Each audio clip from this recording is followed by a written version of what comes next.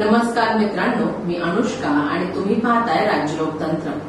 Police म्हणजे कायद्याचे रक्षक, पण जर कायद्याचे पालन करून घेणाऱ्यांवरच कायदा मोडल्याचा आरोप झाला तर काय? पुण्यात घडलेल्या एका घटनेने हा प्रश्न पुन्हा एकदा चर्चेत आणला आहे।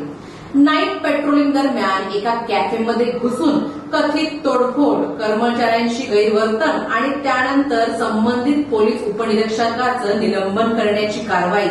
हा नेमका प्रकार काय आहे? आरोप किती गंभीर आहेत? पोलीस विभागाने कोणती भूमिका घेतली आणि अशा घटनांचा नागरिकांच्या विश्वासावर काय परिणाम होतो? आजच्या व्हिडिओमध्ये आपण या संपूर्ण प्रकरणाचा घटनाक्रमानुसार आणि तथ्याधारित आढावा घेणार आहोत। हे संपूर्ण प्रकरण पुण्यातील डेक्कन परिसरातील एका लोकप्रिय कॅफेशी संबंधित आहे। रात्री उशिरा नाईट पेट्रोलिंग सुरू असताना डेक्कन पोलीस ठाण्यात कार्यरत असलेले एक पोलीस उपनिरीक्षक आपल्या पथकासह संबंधित कॅफेमध्ये पोहोचले। त्यानंतर कॅफेतील वातावरण अचानक तणावपूर्ण झाल्याचा दावा करण्यात आला। कॅफे व्यवस्थापनाच्या म्हणण्यानुसार अधिकाऱ्यांनी कर्मचाऱ्यांशी आक्रमक पद्धतीने संवाद साधला।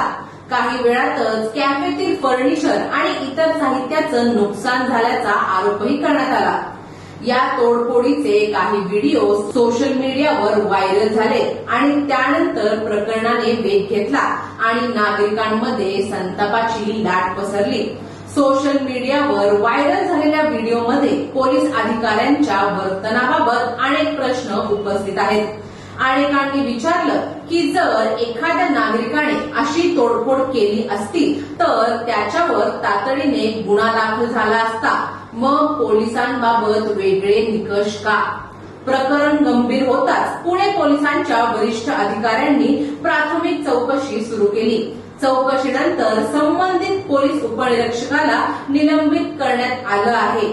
निलंबन ही अंतिम शिक्षा नसून चौकशी निष्पक्षपणे व्हावी यासाठी करण्यात येणारी प्रशासकीय कारवाई आहे। याचबरोबर विभागीय चौकशीचे आदेशही देण्यात आले आहेत।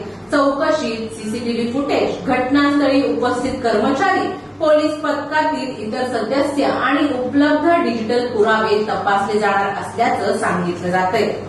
आता इथे एक महत्वाचा प्रश्न निर्माण होतो, नाईट पेट्रोलिंगचा नक्की उद्दिष्ट काय असतो? शहरात कायदा आणि सुव्यवस्था राखणं, गुन्हे रोखणं, संशयित हालचालींवर लक्ष ठेवणं आणि नागरिकांच्या सुरक्षिततेची भावना देणं। पण जर पेट्रोलिंग दरम्यान अधिकारांचा गैरवापर झाल्याचा आरोप झाला तर त्याचा थेट परिणाम संपूर्ण पोलीस दलाच्या प्रतिमेवर होतो। भारताच्या संविधानानुसार प्रत्येक नागरिकाला कायद्यापुढे समान वागणूक मिळण्याचा अधिकार आहे। पोलीस अधिकारीही या कायद्याच्या चौकटीतच काम करतात, त्यांनाही अधिकार आहेत, पण त्या अधिकारांसोबत जबाबदारी आणि उत्तरदायित्वही तितकंच महत्वाचं आहे।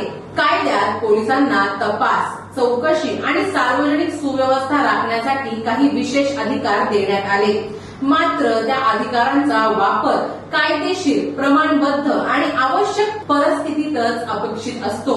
कोणत्याही प्रकारची अनावश्यक शक्ती वापरल्यास किंवा मालमत्तेचं नुकसान केल्यास त्याची चौकशी होऊ शकते आणि परिणामी निलंबनही होऊ शकतं।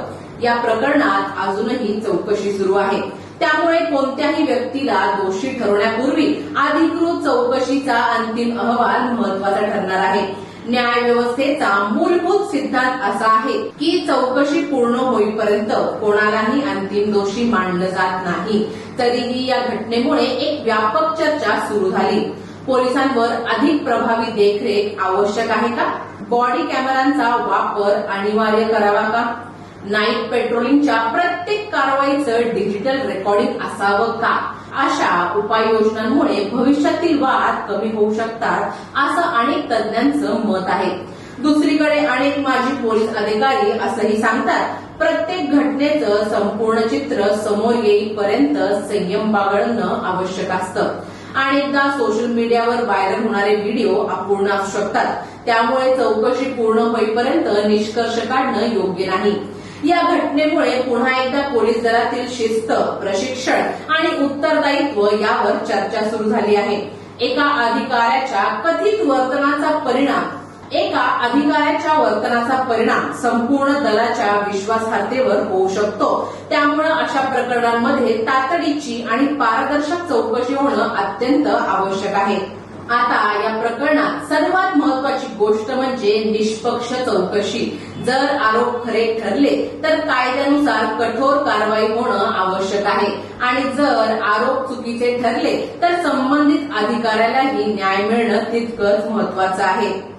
या प्रकरणाबद्दल तुमचं मत काय आहे आम्हाला कमेंट्समध्ये नक्की कळवा आणि जर व्हिडिओ आवडला असेल तर लाईक करा, शेअर करा आणि चॅनलला सबस्क्राईब करायला विसरू नका. धन्यवाद. दैनिक राज्य लोकतंत्र.